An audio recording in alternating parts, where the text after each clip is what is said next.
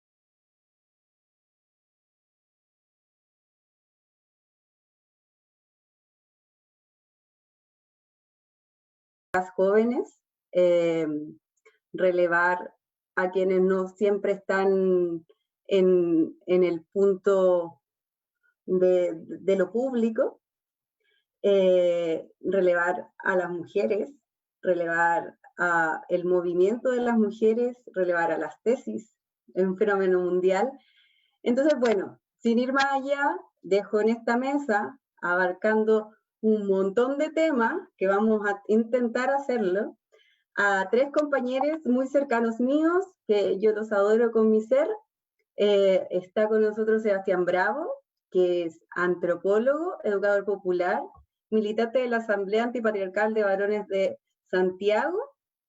Está también con nosotros Rodrigo Lara Quintero, psicólogo social, candidato de doctor en psicología por la Universidad Diego Portales e investigador en masculinidades y diversidades sexuales, y Dayana Lillo, gestora en educación social, trabajadora social con estudios de postítulo y diplomados en políticas públicas, sexualidad y teatro.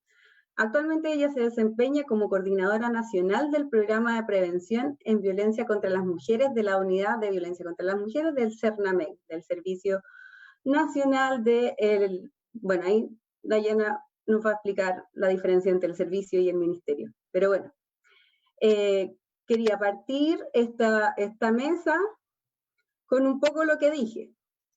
Seba, te paso la pelota a ti. ¿Cómo ves tú este trabajo con los varones jóvenes, con los varones que han estado ahí poniendo el cuerpo en este contexto chileno, latinoamericano, desde tu experiencia en tu vasta trayectoria? Tienes 15 minutos, todos tienen 15 minutos, y se los contaré estrictamente y les avisaré cuando les queden 5. Se va, por Ok, favor. muchas gracias, Pame. Primero, muchas gracias por la invitación. Encantado de estar en esta mesa con mis compañeros. Creo que es importante dar estos debates. Lo que voy a tratar de hacer rápidamente, por honor al tiempo, va a ser delinear un poco y contarles lo que ha sido el mapeo que estamos llevando de algunas organizaciones que trabajan masculinidades a nivel nacional. Es un mapeo preliminar en donde vamos a poder compartir algunos datos y a partir de eso dar ciertas reflexiones en torno a la experiencia que ha tenido la Asamblea Antipatriarcal de Santiago, de la que soy parte y que ya vamos a cumplir 4 años ahora en noviembre. Y a partir de eso, poder delinear brevemente también algunos aprendizajes y algunos desafíos que impone, ¿no es cierto?, este contexto de movilización y que está marcado por dos hitos, ¿no es cierto? Que sería la revuelta de octubre, ¿no es cierto? Y la pandemia que está en curso, ambos procesos en curso, por lo menos en Chile. Lo primero con respecto a este mapeo, ¿no es cierto? La idea desde donde nació este mapeo tiene que ver un poco con visibilizar, ¿no es cierto?, las distintas experiencias y organizaciones que han estado trabajando masculinidades en el territorio nacional. En ese sentido, yo podría hablar de que, como decía, por ejemplo, Claudio Duarte o algunos otros sociólogos, de que no es un movimiento consolidado, sino que es más bien una movida, le llamaba Claudio. Yo le diría que ahora se está consolidando como una red, ¿no es cierto?, muy precaria todavía, pero que de a poco ha ido avanzando en ciertas lecturas y en cierta profundización que a mí me parece que son importantes. A raíz del mapeo pudimos dar cuenta de que en general las organizaciones, las más antiguas llevan 8 o 10 años, ¿no es cierto?, una década trabajando y que parten, yo podría hacer la relación con las primeras movilizaciones estudiantiles, ¿no es cierto? Y las que son más nuevas datan de 1 o 2 años. Yo a raíz de la experiencia que hemos tenido en la organización hemos podido ver que ciertamente las organizaciones de varones y de masculinidades, como lo pensamos en el Cono Sur por lo menos, tienen un carácter más bien cíclico, ¿no es cierto? Y están muy en relación a lo que han sido las interpelaciones y las tensiones que ha planteado el movimiento feminista, la huelga general feminista en el último tiempo, y a partir de eso hay una activación yo diría, un poco reactiva de nosotros como varones a esa interpelación. Y a partir de eso pudimos ver también que las organizaciones tenían ciertos puntos ciegos y puntos fuertes. Entre los puntos ciegos pudimos ver que están marcadamente asociadas a unas experiencias metropolitanas, es decir, de las ciudades más grandes de Chile, Temuco, Santiago, Concepción, Valparaíso, y que trabajan con población mayoritariamente urbana. A la hora de preguntarles por qué tipo de hombres trabajan, ellos hablan de que o sea, abordan a sujetos o hombres en distinción, pero pudiendo un poco revisar más exhaustivamente los datos, vemos que trabajan más con hombres heterosexuales, ¿no es cierto?, cisgénero, y en menor relación con hombres trans y intersex, por ejemplo. Ahí vemos claramente cómo hay una brecha, ¿no es cierto? Hay si se quiere, una problemática en poder convocar a los compañeros para que se sientan cómodos en espacios como estos. Entonces, es uno de los puntos ciegos que urge trabajar, yo creo, en términos de alianza. Y a la vez vimos que las organizaciones se concentraron en trabajar con jóvenes y adultos, y dentro de eso había una concentración en estratos medios, y en cierto sentido, y en menor medida, en estratos bajos. Por tanto, ahí ya tenemos delineado más o menos como, con cuál es el sujeto que están trabajando este tipo de organizaciones. Es decir, sujetos hombres, clase media, ¿no es cierto?, con cierta formación universitaria, de zonas metropolitanas y de carácter urbano. ¿Qué trabajan este tipo de organizaciones? Ahí hemos visto que en primordial hay una labor pedagógica, ¿no es cierto?, asociada a distintos paradigmas en los que destacan, ¿no es cierto?, los enfoques de género, o sea, perdón, perspectiva de género con enfoque de masculinidades, y aparece la educación popular como una gran herramienta para poder trabajar estos temas. Y ahí también destaco que los nuevos aportes han servido como una herramienta fundamental para esto, ya sea pedagogía feminista, pedagogía antirracista en algunos casos, que han podido dar cuenta de experiencias mucho más amplias, ¿no es cierto? Em, Eso, y los temas que se trabajan y que tienen que ver mucho con lo que voy a decir en torno a los aprendizajes también, se concentran en masculinidad y poder, la idea de privilegio, ¿no es cierto?, que la literatura ha trabajado harto, pero que no se ha traspasado tampoco a las organizaciones, masculinidad y violencia, que es el tema generalmente de este tipo de organizaciones y que viene siendo, yo diría, una piedra caliente desde hace hartos años y que no ha podido tener solución, y masculinidad y educación sexual. Es decir, este movimiento, si bien tiene o se ha podido delinear en términos de una agenda propia, sigue estando en relación a la movilización feminista y a la agenda que tienen las mujeres y el movimiento disidente. Em, eso podríamos decir del mapeo, para dar un paneo muy breve de lo que es el panorama. En torno a las reflexiones que derivan de este mapeo y de la experiencia, yo veo, y lo voy a decir a título personal, no de la organización, veo ciertas derivas dentro del trabajo de masculinidades que me interesa compartir y que yo veo que son tres derivas bien importantes. Una que es una deriva terapéutica, ¿no es cierto? En el tono de nuevas masculinidades, ¿no es cierto? En el coach, en la autoayuda, ¿no es cierto? En una idea muy neoliberal también de ser el proyecto de sí mismo e ir mejorándose. eh, y que ha tenido harta repercusión en ciertos ámbitos, ¿no es cierto? Hay otra, voy a ser más rápido para no demorarme, es la deriva mercantil, que tiene que ver mucho con la anterior, ¿no es cierto? Que es cómo estos procesos de transformación se vuelven de cierta manera mercancía que puede ser vendida a un mercado, ¿no es cierto?, de hombres que están que estamos en realidad, que estamos con la brújula perdida o no sabemos cómo procesar esta incertidumbre, esta ansiedad, este estrés que provoca este nuevo panorama y que se suma, ¿no es cierto?, a la pandemia. Y una tercera deriva que yo creo que es la más preocupante tiene que ver con una deriva más conservadora, que cuando los hombres sienten el golpe o acusan el golpe de esta movilización, tanto disidente como feminista, lo que se hacen es no avanzar hacia posiciones de transformación, sino que retroceder hacia posiciones más conservadoras. Y ahí tenemos, ¿no es cierto?, los crímenes homofóbicos, ¿no es cierto? Hay un recrudecimiento de la violencia homo, transfóbica y también hay la aparición de ciertos movimientos de derecha que están cruzados, yo creo, por una masculinidad conservadora y una resistencia a los cambios. Podríamos decir algunos, bueno, hay algunos estudios en torno a los grupos incel, ¿no es cierto? Pero yo creo que también, y en términos de Chile, ciertos grupos conservadores de derecha, ¿no es cierto?, han avanzado en esa línea de una transformación conservadora de las masculinidades, si pudiéramos decir, un proceso de resistencia. Dentro de este contexto también me interesa destacar que la juventud eh, pasa a ser un sujeto político relevante en términos de la revuelta y también en lo que ha sido el proceso político que llevamos ahora con la nueva constitución. Es decir, nosotros nos sentimos herederos de las movilizaciones estudiantiles. Muchos de los compañeros que somos parte y activamos en estas redes venimos de las movilizaciones estudiantiles, ¿no es cierto? 2006, 2011, 2018 en algunos casos, y somos herederos de aquello. Cosa que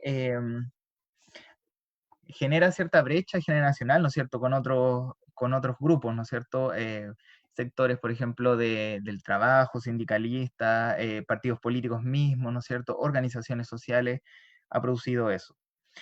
Con respecto a lo que ha sido también el impacto de la revuelta popular del 18 de octubre en las organizaciones de varones también y del movimiento social que somos parte también y que nos sentimos parte, hay algunas iniciativas que también son destacables, para no decir que todo es negativo, que tiene que ver con una cierta avance en la participación de varones, sobre todo heterosis, en lo que es estrategias de sobrevivencia y de politización en este contexto. Estoy hablando de, por ejemplo, ollas comunes.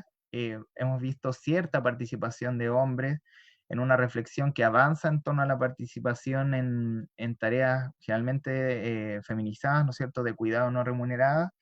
Las guarderías para el 8 de marzo también son hitos que si bien son bien puntuales y no se extienden a lo largo del año, que es lo lamentable, pero sí marcan ciertos hitos de relevancia en torno a eso.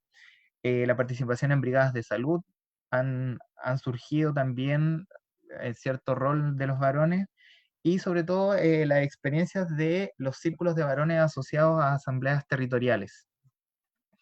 Ya, me quedan 5, ok, voy a apurar. De los círculos de varones asociados, digo, como a las asambleas territoriales, que para el público que nos está siguiendo tiene que ver como a partir del proceso político que se abre, ¿no es cierto?, hay organizaciones que se arman en los territorios para procesar políticamente, elaborar políticamente las cuestiones que estaban pasando. Y a partir de eso nacen las asambleas, los círculos de varones, perdón. Y ahí nos ha tocado participar en unas 2 o 3 encuentros de unas 7, 8 asambleas, o sea, círculos de varones, perdón, en que ha surgido nuevamente la pregunta sobre la violencia. ¿Qué se hace con los compañeros que han sido denunciados públicamente y que ahora, en este contexto, sigue siendo uno de los problemas que no tiene solución? Frente a eso, y me adelanto entonces en torno al aprendizaje, que tiene que ver con que, y yo lo que intento destacar de esto, es que hay ciertas alianzas que se han conformado en este proceso. Alianzas, por ejemplo, que no se veían, yo digo ciertamente inéditas, que son entre personas, sujetos heterosexuales, ¿no es cierto?, y disidentes. La experiencia de la Asamblea, en cierto sentido, habla de eso, ¿no es cierto?, cómo se generan puentes que habían estado cortados durante la última década y también habla de los límites que tiene la política de identidad a la hora de organizarse. Nosotros en un comienzo de la organización sentíamos que reunirnos entre varones para compartir el malestar que nos producía tenía un rol radical a la hora de politizar la masculinidad.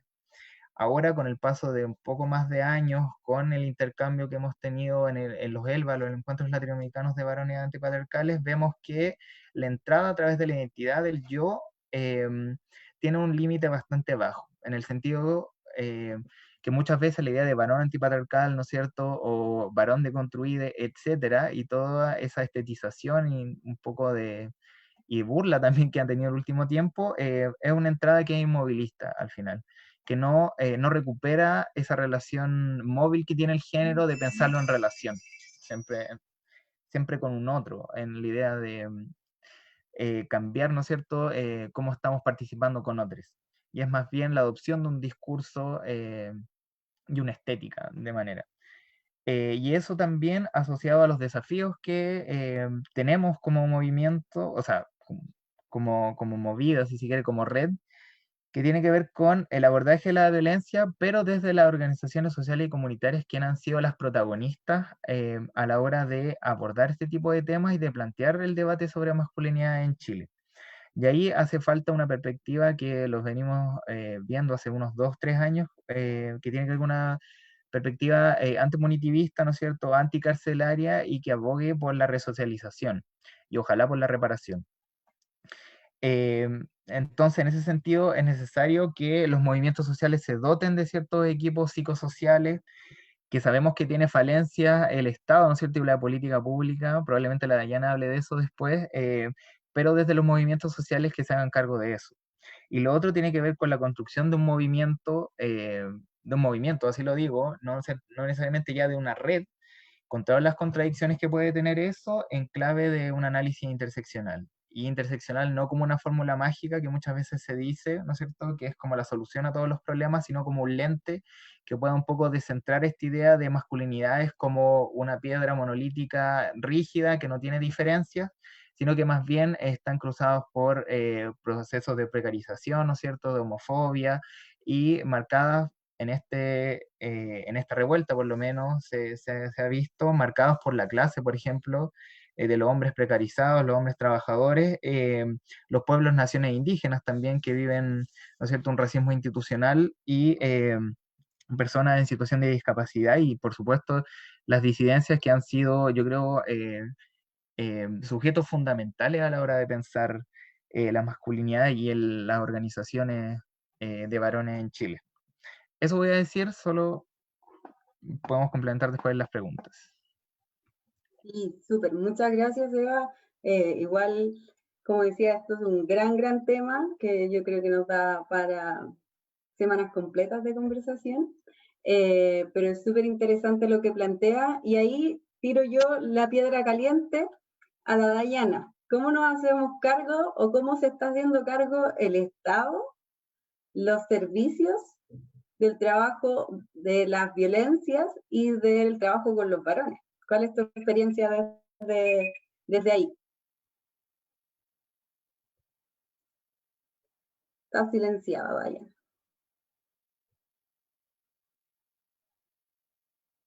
Puedo rellenar por mientras. La Dayana.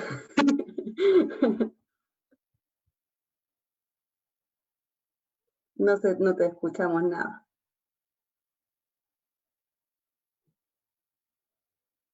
¿No?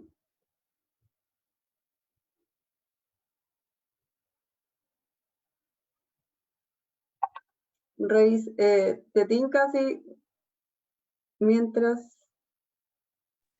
Es que sucede que parece que si comparto, ya después me cuesta mucho desmutearme. Así que disculpen por ese impasse.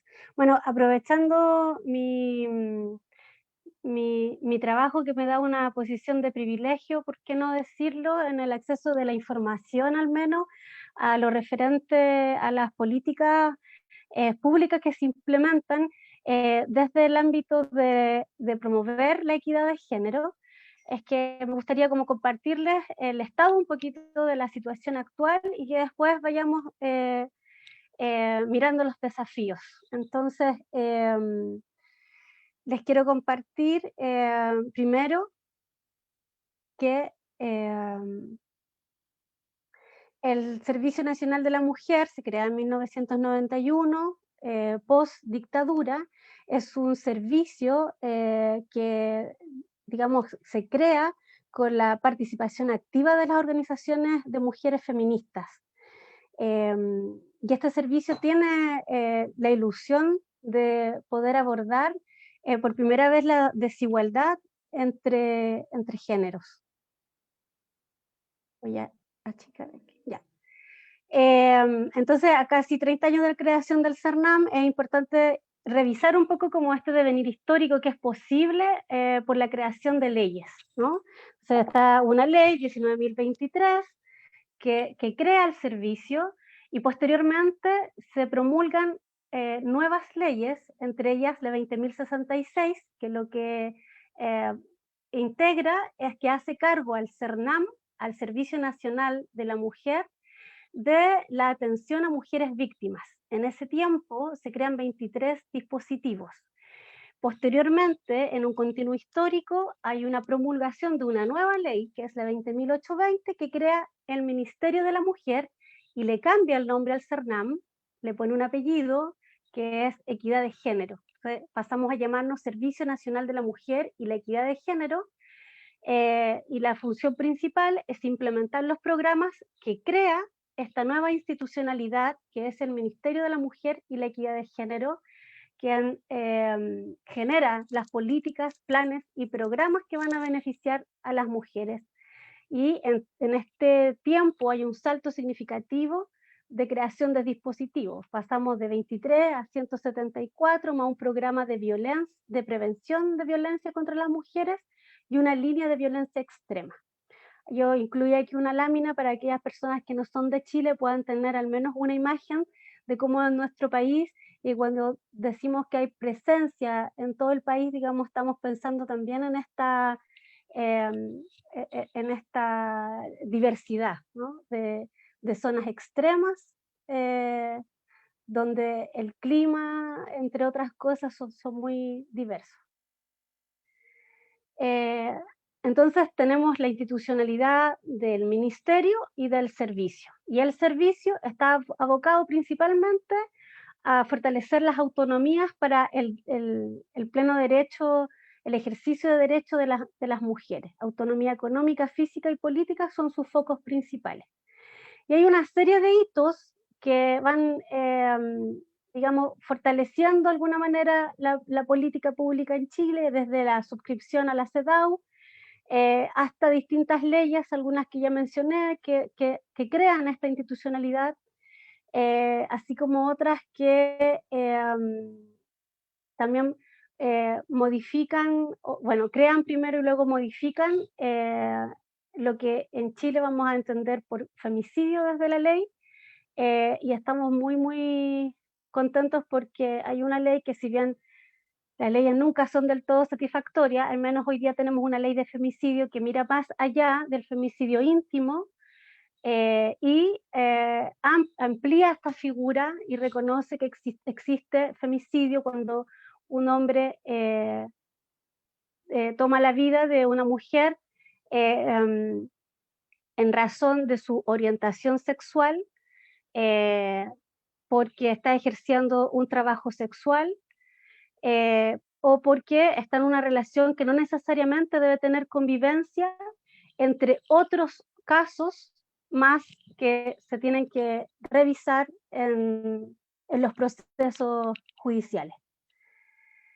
El Servicio Nacional de la Mujer trabaja con estas 4 áreas programáticas: mujer y trabajo, violencia contra las mujeres, mujer y participación política, mujer, sexualidad y maternidad. De estas 4 líneas, en la que corresponde a violencia contra las mujeres, cuyo objetivo es fortalecer la autonomía física principalmente de las mujeres, reforzar el derecho a una vida libre de violencia, digamos, ha tratado de dar un salto cuántico, dejar de ver la violencia contra las mujeres desde el espacio familiar, superar, por tanto, una política familiarista y dar un paso a entender la complejidad de la violencia contra las mujeres. Esto se está implementando a partir del 2015 aproximadamente, un poquito antes,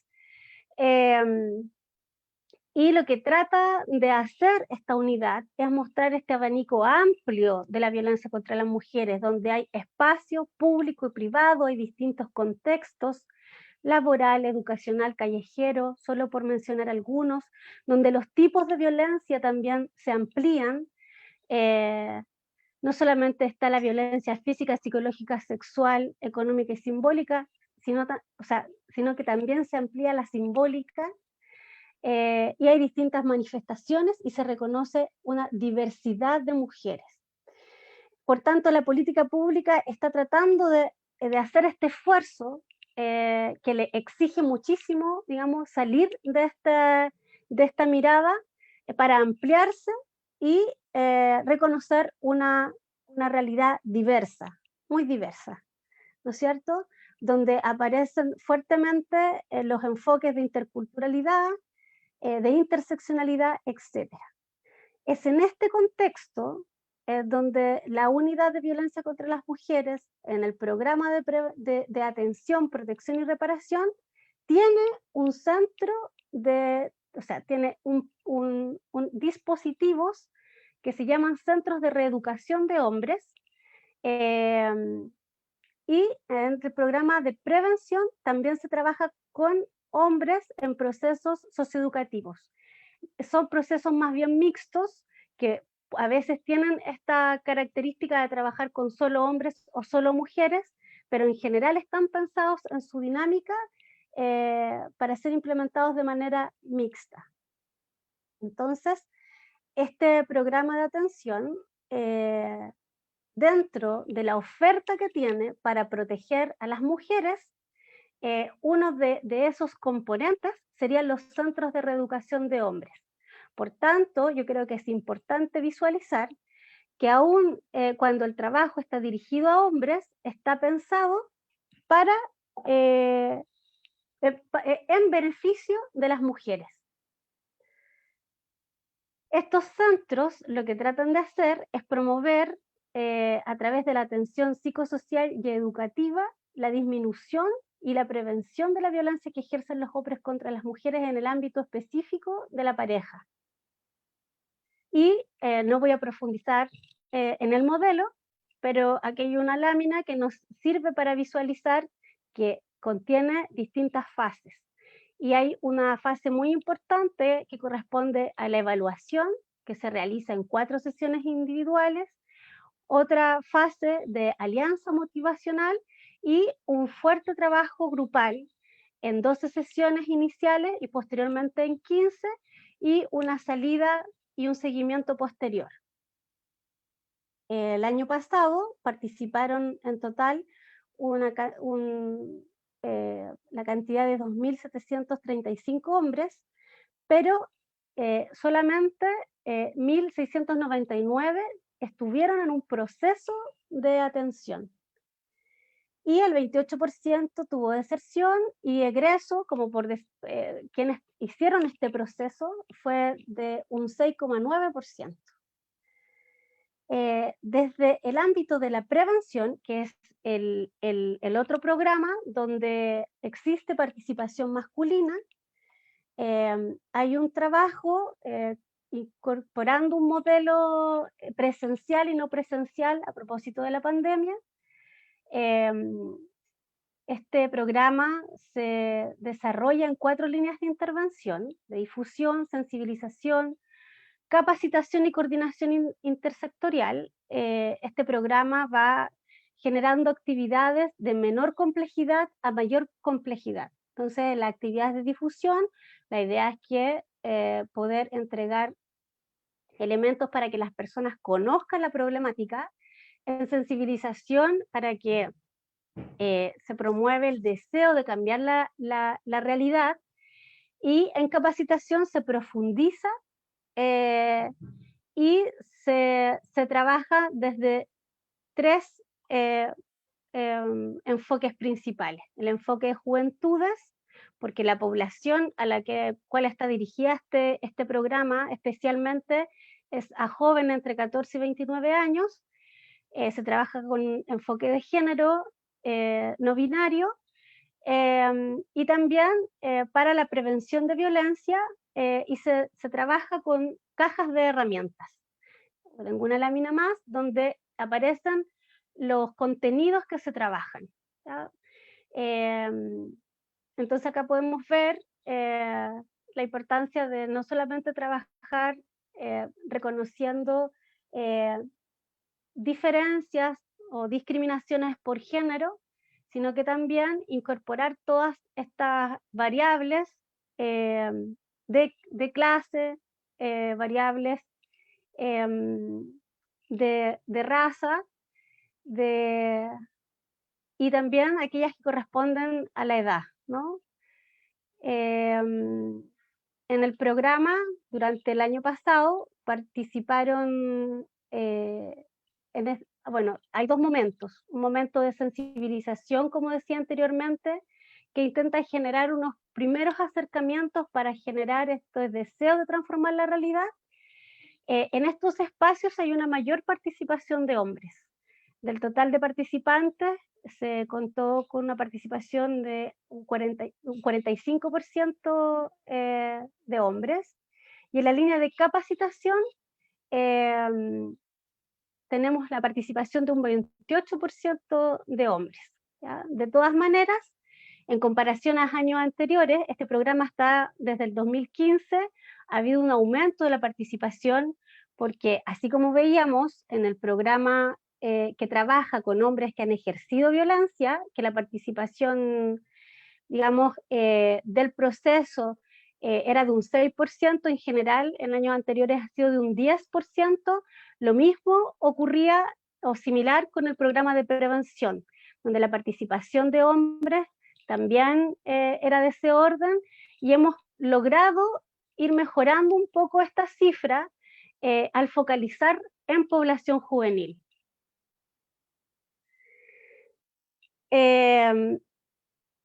Pensando ya en los desafíos que tiene la política pública, yo creo que hay uno que es muy importante, y yo creo que ustedes lo han percibido también en mi presentación, ¿no? El trabajo con hombres desde la institucionalidad, desde Cernamej en este caso, es complejo en tanto la institución se percibe como una institución feminizada, ¿ya? Eso también uno podría mirar que se refleja en la misión institucional, que pone el acento específico en mejorar las autonomías de las mujeres, y volveríamos un poco a siempre estar en esta tensión permanente, ¿no? Políticas para las mujeres versus políticas para la equidad de género. Al tener una institucionalidad tan fuerte relacionada, digamos, con las mujeres, se tiende a invisibilizar la importancia del trabajo con hombres.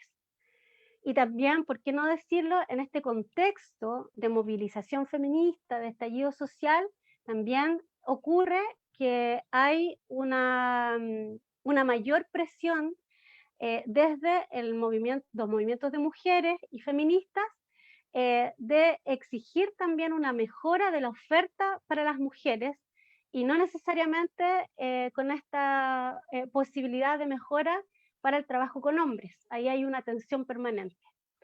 Dentro de los desafíos también está el de poder generar mayor comprensión y formación profesional en el enfoque de masculinidades y de género en el aparato estatal en general, de manera transversal. De esto también se intenta hacer cargo el Servicio Nacional de la Mujer y la Equidad de Género. Sin embargo, es un desafío que el Estado en su conjunto debiera poder tomar para poderle dar movilidad y poder dar eficacia, digamos, a los procesos de capacitación y también de coordinación interestatal, ¿no es cierto? Y como siempre yo creo que se ha dicho en distintos documentos, lo podemos leer, lo podemos compartir, ¿no es cierto? Está el desarrollar campañas comunicacionales que apoyen al trabajo que realizan los programas existentes y fortalecimiento de los equipos que trabajan con hombres, ya sea en las condiciones laborales, en el cuidado de equipo, en la formación y especialización y también en la prevención de la rotación de profesionales desde estos espacios. Ampliar la oferta, porque existe lista de espera, sobre todo para la oferta que se genera desde atención. Hay que mencionar que existe un centro en cada región, excepto en Ñuble, porque Ñuble es una región que se crea con posterioridad en el 2017, y hasta la fecha no hay un nuevo centro de hombres para esa región, sigue cubriendo la región de Biobío. Sin embargo, es necesario ampliar la oferta, y ampliar la oferta pensando en dos cosas: mejorar la dotación de los equipos existentes y también abrir nuevos centros. Pero ya vemos, y ustedes lo han podido ver también en este último tiempo, que el presupuesto que se invierte en prevención de violencia contra las mujeres y atención, protección y reparación es poco para la gran necesidad que existe. El fortalecimiento de las redes con sectores también es un elemento a mejorar, por supuesto, con salud, educación y justicia principalmente, así como con otras instituciones y las organizaciones también de la sociedad civil. Siempre es muy importante ese diálogo permanente entre las instituciones de Estado y las organizaciones de la sociedad civil. Y también yo creo que un desafío importante es el diseño de herramientas de trabajo específicas para el trabajo con hombres. Es necesario poder mejorar en estos aspectos y finalmente dar espacio a la evaluación de los programas, y no solo me refiero a evaluaciones de impacto que generalmente, al ser muy costosas, se perciben como algo casi imposible, sino otros tipos de evaluaciones, y sobre todo evaluaciones y darse el tiempo para evaluar, porque también la planificación y la necesidad de dar respuesta y el estar permanentemente en la urgencia a veces hace que dejemos de mirar estos momentos que son muy importantes, y no solamente para rendir cuentas, sino para poder ir generando propios conocimientos. Eso es por mi parte, y espero después en las preguntas poder profundizar. Muchas gracias, Dayana. Es súper importante también tener esta otra visión y también ver los desafíos, porque al final de eso se trata lo que estamos analizando ahora. Bueno, no voy a alargar más porque estamos un poco cortos de tiempo, pero Rodrigo, ¿cómo salimos de lo binario?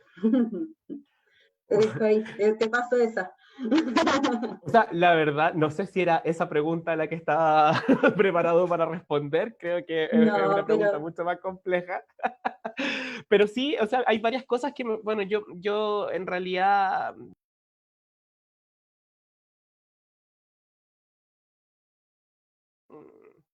una problematización y algunas reflexiones respecto a lo que pasa desde lo que experimentamos, las diversidades, las disidencias sexuales. Yo creo que hay varias cosas que el Seba dijo que para mí son como puntos basales un poco de esta reflexión que les quería plantear. Lo primero, yo creo, tiene que ver con...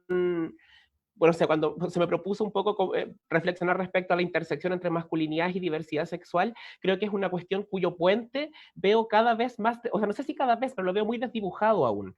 Creo que en este momento, como grupos de disidencia sexual, estamos mirando con mucha preocupación el contexto sociopolítico en que estamos y como también mencionaba el Seba, se ha ido recrudeciendo la violencia de forma bien sostenida en términos como cuantitativos y cualitativos también.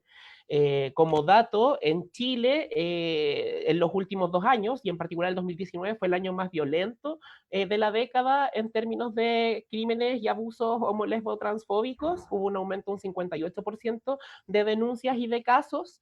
Creo, además, yo me preocupé, creo que es un gesto político importante también, hacer una breve enumeración un poco de las situaciones que también grafican cómo las condiciones de vida de la población LGTBI se ha ido, digamos, haciendo más compleja. En estos últimos 2 meses, por ejemplo, han habido 4 crímenes. El crimen de Miguel Arenas, que fue un chico que fue asesinado, digamos, a partir de un leak en una cita en Grindr, digamos. El caso de Marcelo Sea y de Jorge Ruiz, que fueron dos activistas de la diversidad sexual que fueron asesinados y quemados en su casa. El caso, me disculpan, de Vicente González, que es un hombre trans que fue asesinado en Valdivia y que además fue, antes de ser asesinado, digamos, sometido a una violación que responde, digamos, también a este mecanismo de la violación correctiva que se hace, digamos, de las sexualidades disidentes, que hombres, digamos, se toman el poder de hacer eso. Yo creo que todo este tipo de elementos, además también pensando en cómo el 18 de octubre del año pasado, yo creo que las diversidades sexuales y las disidencias sexuales vimos desde cerca también como la violencia policial del Estado tuvo ciertas características específicas en nuestras corporalidades. Se hizo un catastro, digamos, autónomo, donde se intentó relevar esas experiencias. También pensar, por ejemplo, en que hace un mes atrás, si no me equivoco, ya se votó en contra de la Ley de Educación Sexual Integral, que digamos una de las preocupaciones centrales en este momento de los movimientos de disidencia sexual. Y para finalizar este panorama horrible, a mi juicio, el anuncio de que en un par de semanas más va a volver a transitar por las calles de Santiago el bus de la libertad o el bus transfóbico, el bus del odio, que por lo menos en la experiencia anterior fue un bus que fue, digamos, que por supuesto concitó una respuesta de movimientos, digamos, de derechos humanos y de diversidad sexual, pero el bus finalmente fue amparado por el Estado y las personas que terminaron siendo reprimidas, digamos, en las calles fuimos las personas afectadas por lo del bus. Entonces, yo creo que esto nos muestra lo complejo de la panorámica que estamos viviendo y en ese contexto también pensar dónde están situadas las preocupaciones. Yo creo que en este momento las preocupaciones están centradas lamentablemente en la supervivencia y en el cuestionamiento de estas matrices masculinas, digamos, que sostienen estas violencias, como comentaba el Seba anteriormente. Yo creo que la pandemia no ha hecho más, o sea, el contexto del 18 de octubre presentó una oportunidad enorme para una articulación de multiplicidad de existencias que no estaban necesariamente articuladas en movimientos formales políticos, pero la pandemia, desgraciadamente, yo creo que en los casos, digamos, desde la diversidad o disidencia sexual, ha jugado un rol bien complejo, porque aparte de la precarización de la vida como en Chile, digamos, que es una cuestión, yo creo, más o menos transversal, con los grupos, digamos, sexodisidentes más complejos, en la medida de que muchas veces los espacios familiares, que son los espacios donde uno se tuvo que replegar para vivir el confinamiento, son los espacios menos amigables para nosotros. Entonces, no solamente se vieron mermadas las condiciones de existencia materiales concretas, sino que también como las existenciales, las fracturas en ciertas redes, por ejemplo, de pares que están fuera del hogar, y eso son como consecuencias del confinamiento producto de la pandemia, que terminaron siendo un factor contextual que mermó también las posibilidades, o no sé si las mermó, pero al menos las dificultó, las posibilidades como de poder organizarse y poder seguir construyendo ese tejido que se viene armando desde el 18 de octubre del año pasado y que por supuesto tiene una historia, tampoco es una cuestión que nace desde ahí. En ese contexto, a mí me parece que la posición de la diversidad y disidencia sexual particularmente, es una posición como que no está en este momento, su preocupación no está puesta en la deconstrucción de la masculinidad. Yo concuerdo con Seba, por ejemplo, que hay una cuestión política que se ha insertado, yo creo, como de forma bien importante, no solo en los movimientos sexopolíticos, sino que en general, respecto a esta política de la identidad. Esta política de que tú en el fondo como que puedes participar en la medida de que puedas adscribir a una identidad. Yo creo que la identidad masculina en los grupos de disidencia sexual entendidos como tal es una identidad que no es relevante. El sujeto político, o sea, bueno, hoy hay diversos sujetos políticos dentro de la diversidad y disidencia sexual, y yo creo que esos sujetos políticos además son súper diversos y tienen también valoraciones problemáticas distintas, o sea, serles dentro de la diversidad sexual que se entiende como una mazamorra de posiciones identitarias. En rigor hay mujeres lesbianas, hay personas trans, hay varones gays y personas bisexuales, personas intersexuales, personas no binarias, personas género fluidos y así. Pero en concreto cuando se habla de diversidad sexual, desgraciadamente aún se tiende a hablar de gays principalmente. Entonces, como que esa categoría identitaria de lo masculino en los espacios de disidencia sexual, yo creo que es una categoría que está un poco en crisis y creo que la categoría, como que estos lugares identitarios, por ejemplo, como de la marica, como el cola, el marica, que son versiones, digamos, no anglosajonas, como formas de nombrarnos no anglosajonas, están adquiriendo un lugar importante. Me gustaría también aprovechar de destacar en esta como panorámica que estoy tratando de hacer, como también desde los movimientos, qué se está haciendo desde los movimientos de disidencia sexual como para poder resistir. Acá en Chile al menos yo podría reconocer dos alas un poco del activismo, un activismo que es mucho más liberal, que es un activismo que yo creo que proviene desde la élite principalmente, que desde el 18 de octubre yo creo que ha estado bastante en crisis por su lejanía, digamos, con la sintonía de clase de las demandas de las mayorías, yo creo, de las personas de la disidencia sexual, que se sostienen y se aferran a una agenda bastante clásica, asociada, digamos, a seguir reproduciendo los cánones de la familia heteropatriarcal, pero en versión homosexual, digamos, pensando en el matrimonio igualitario, pensando en la homoparentalidad, que quizás son temas, o sea, yo creo que son temas relevantes sin duda, pero en este momento creo que estamos en un punto donde se están poniendo en tensión sentidos súper importantes. O sea, como mencionaba Seba anteriormente, creo que mientras avanza el pluralismo, perdón, la ética feminista un poco en nuestra vida, lo estoy diciendo con mucha esperanza, al mismo tiempo también avanza el odio de forma sistemática y de forma concreta también en nuestras existencias. Entonces ahí reconocería una segunda oleada de activismos que creo que en este momento han sintonizado más con eso. Pensando, por ejemplo, en una iniciativa que me gustaría compartirle, que es la de LELAP, que es una aplicación organizada por mujeres lesbianas, mujeres trans y, si no me equivoco, también personas de la disidencia sexual, cuyo propósito era una red es una red, perdón, absolutamente autogestionada, que busca en el fondo reunir recursos para satisfacer las condiciones mínimas de existencia de otras mujeres y otras poblaciones de la disidencia sexual que han visto afectadas sus posibilidades, digamos, de acceso a cuestiones tan mínimas como la alimentación, digamos, y el poder pagar una vivienda. También podría destacar el trabajo que ha hecho el MUMS, que creo que ha hecho un trabajo, el MUMS, que es el Movimiento por la Diversidad Sexual acá en Chile, que creo que ha dado un giro, o sea, no sé si ha dado un giro, pero ha puesto énfasis, yo creo, súper interesantes en la intersección de la clase con las luchas de la disidencia sexual, que yo creo que es, sobre todo del 18 de octubre, es una cuestión inevitable de hacer para tener una sintonía más creo, acorde a lo que está sucediendo. Entonces, desde ahí, por ejemplo, se han hecho trabajos como una campaña para promover los cuidados que debiésemos tener las personas en las aplicaciones de citas, que se han vuelto un espacio inseguro, también por la entrada de hombres heterosexuales, no hay que decirlo de esa forma.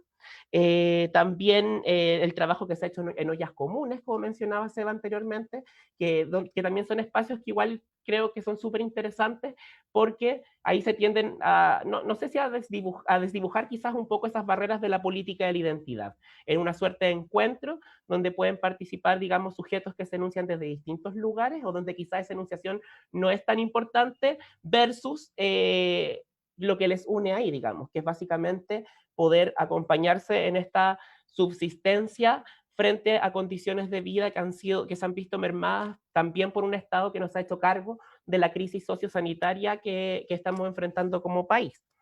Al mismo tiempo, creo que también es importante destacar que una de las cosas centrales que se ha manejado en esta agenda, ok, gracias. Una de las cosas que se ha manejado en esta agenda guarda relación con la participación y la representación de las disidencias sexuales en la redacción de la nueva constitución política que estamos enfrentando actualmente en Chile, que yo creo que es súper importante destacar que este es un momento bien complejo, porque el año pasado, o sea, yo creo que el proceso que se empezó a vivir desde el 18 de octubre en Chile fue un proceso donde se catalizó la reconstrucción del tejido social en nuestro país, y eso por supuesto que se vio afectado por la pandemia, y creo que desde las disidencias sexuales, también apareció, por supuesto, el interés legítimo de aparecer en esa escena con las propias, digamos, demandas, como por ejemplo la educación sexual integral, el reconocimiento de las identidades, sea cual ésta sea, etcétera. Sin embargo, creo que esta agenda de participación no se está impulsando desde todos los sectores de la disidencia sexual, sino que en particular desde aquellos que mencionaba anteriormente, que tienen cierta sintonía o que logran ver la ligación entre lo que es la clase y lo que es las posiciones sexoidentitarias disidentes. Creo en ese contexto que es súper importante como no perder de vista, o sea, y a eso apuntaba un poco con la crítica que estaba haciendo anteriormente, que este proceso es un proceso como este proceso, digamos, de rearticulación del tejido social se ha visto un poco truncado, yo visualizo que existe también en nuestro país en este momento mucha tensión respecto a cómo se puede desarrollar este proceso, porque este es un proceso que se ha institucionalizado y ha estado sujeto a amarras que también dificultan que se dé una participación efectiva de grupos históricamente silenciados. Y al mismo tiempo, creo que quizás uno de los temores que podría recoger guarda relación con que se vuelva a replicar un poco el proceso que se vivió en el plebiscito post-dictadura acá en Chile, donde finalmente el proceso terminó siendo cooptado por los grupos políticos, la élite política, y las personas, digamos, quedamos en un, digamos, los ciudadanos, ciudadanas y ciudadanos quedamos en un lugar marginalizado y finalmente nuevamente viviendo las consecuencias de las políticas diseñadas sin nosotros. Entonces, desde ahí, bueno, tenía toda una segunda parte de un análisis que no voy a alcanzar a hacer, que tenía que ver con mi experiencia de investigación, pero me gustaría dejar enunciado ahí como quizás la pregunta, como transparentar que a mí me costó mucho responder esta intersección entre masculinidad y disidencia sexual, pensando en que es un puente que la verdad no veo con claridad para nada, y también la preocupación respecto a cómo podemos ir articulando una agenda paralela a la agenda hegemónica que o sea, yo creo que se ha hecho, pero relevar justamente en estas escenas como en estos espacios las agendas alternativas que yo creo que apuntan hacia donde necesitamos transitar, que tiene que ver con una sociedad al menos que esté problematizando y esté tomando acción sobre estas violencias tangibles y simbólicas sobre nuestros cuerpos. Así que en realidad voy a dejarlo hasta acá para ver si es que las preguntas podemos ahí tejer algo en conjunto. Hermoso cierre, mejor que nada podría ser. En honor al tiempo, yo solo quisiera cerrar retomando un poquito lo que dice el Rodri, que me dieran en un concepto, yo sé que es difícil, pero en un concepto, una clave para seguir. ¿Cuál es la clave para seguir? Seba, Dayana. Yo diría participación popular efectiva. Son 3, pero me pasé. Yo diría aprovechar las fisuras. Como hay fisuras que tenemos que ampliar y romper y llegar con todo a instalar un proceso de justicia. Bueno, Rodri. Yo creo que educarnos colectivamente y no castigarnos tanto entre nosotros. Buenísimo. Salir de la culpa, salir de la culpa. Tan cristiana que es la culpa. Ya, chiquillos, estamos en el tiempo. Muchísimas, muchísimas gracias. Ha sido interesante. Tenemos que juntarnos otra vez para retomar todo lo pendiente. Y nada, muchas gracias nuevamente por el espacio. Y Sol, no sé si quieres retomar. Muchas, muchas gracias.